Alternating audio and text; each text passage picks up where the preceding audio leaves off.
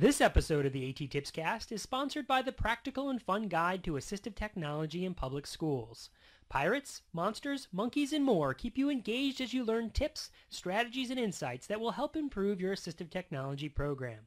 From setting up a stellar team to conducting consultations and evaluations, and from implementation to assessing success, this guide presents detailed advice to provide AT services that effectively and efficiently help all students. You can learn more about the book with the orange cover from the website www.iste.org/chew-AT. That's iste.org/chew-AT.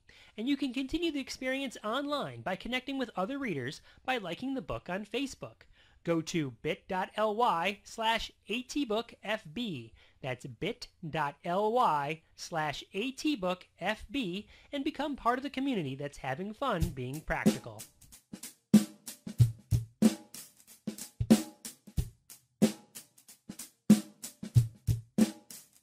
Hello and welcome to the A.T.TIPSCAST, where we explore free or nearly free tools and strategies that can be used to help all learners, including those who are users of augmentative or alternative communication devices. I'm your host, Chris Bouguet. This is episode 155, recorded on August 21st, 2016. This is the fifth episode in a series of episodes exploring the selection and implementation of AAC devices for students with language impairments. In this episode, we're exploring a necessary teaching technique called Aided Language Stimulation.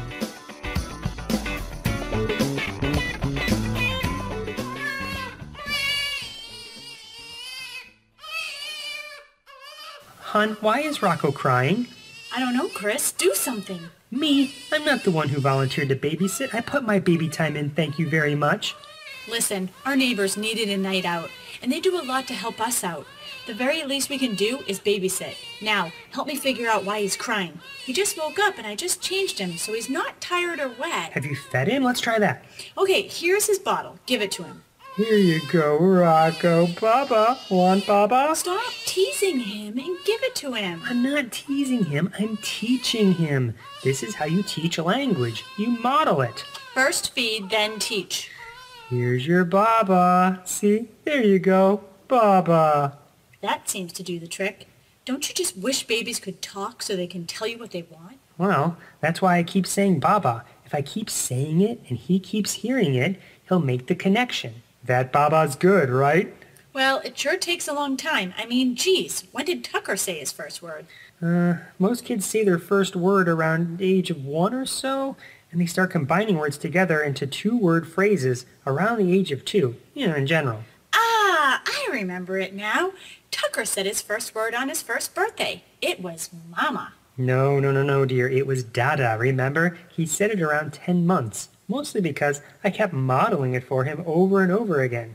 I'm Dada. Dada here. Come to Dada. Dada has Baba. Uh-huh. Whatever. Anyway, looks like Rocco is happy with his Baba. There you go. Now you're modeling it. You know, when I do training on this, I make the joke that babies are so stupid that it takes them an entire year to say their first word. And they're so stupid it takes them 2 years to learn to combine words together. That's not funny. Don't call babies stupid. In fact, don't call anyone stupid. I'm not. I'm just making a joke. Baba go boom boom.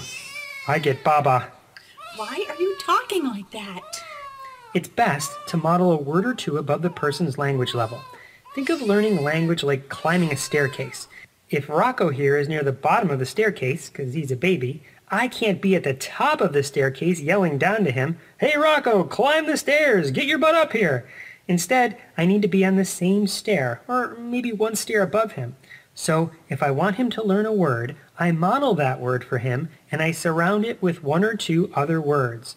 I have to keep the length down. Too many words is no good. Too long, and his auditory memory can't process it all. So I keep it super short. Here's Baba.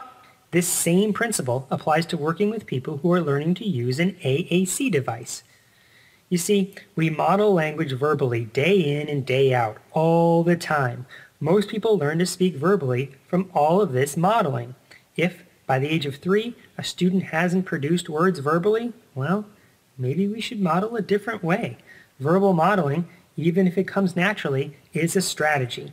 When a student isn't learning using a strategy, then we need to change that strategy. When we give a student a communication device, the idea is to model, model, model using that device. That reminds me of that famous Einstein quote. Really? Which one? The definition of insanity is doing the same thing over and over and over again, expecting a different result.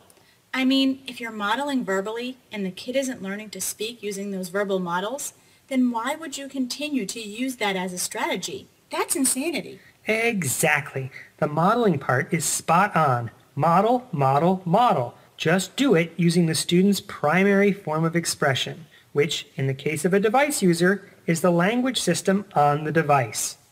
You keep modeling for Rocco, but he isn't responding. Exactly. Same goes for the beginning user of an AAC device. There doesn't have to be any expectation that the student respond expressively using the device. After all, we don't expect Rocco here to respond verbally, do we? No, that would be ridiculous. Yeah, exactly. He's too young, right? Yes. So he's just learning language. We wouldn't expect him to be using it yet. He's just taking it in. You know what's really amazing? Rocco here is bombarded with language using what is likely going to be his primary form of expression, verbal speech. He's just immersed in it all the time. That's not only how he learns new words, but that's how he learns different parts of words too, like adding the ing to the ends of words. Just think how many hundreds of times, thousands of times, he hears ing in a day. Drinking, eating, going, doing, pooping, burping, tooting, laughing, smiling, and so on. It takes all these meaningful experiences to learn when to use ing and to learn how to use ing. A typically developing kid will start to use ing between the ages of 2 and 3. How do you think that happens for a user of AAC? I'd guess the same way, modeling ing as much as possible. Exactly. So here's a question.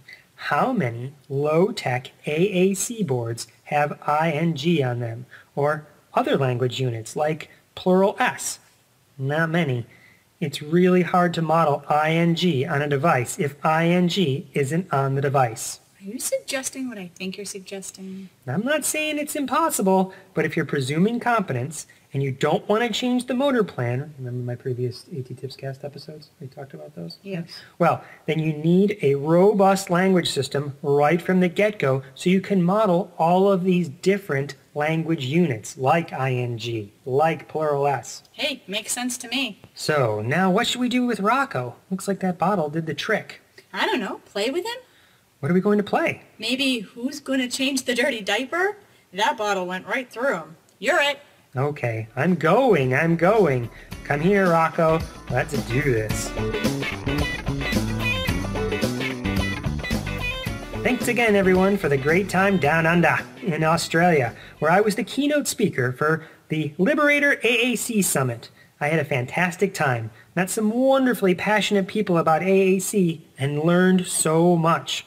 Also, I had a blast presenting with Carol Zangari on AAC practitioners using social media and digital technologies at the ISAC conference in Toronto. Whew, did we have fun. Once again, what an amazing experience. I had to pinch myself. Was I really presenting with Carol Zangari? If you were there and are listening to this now because of it, thanks. Finally, I hope you find these episodes useful in helping to educate others about AAC. Please feel free to share them and share them and share them. Because, Chris, sharing is caring. Nice use of the ing. Pound. Yeah. Until next time, may all your interventions be inclusive, may all your strategies be supportive, and may you always model, model, model.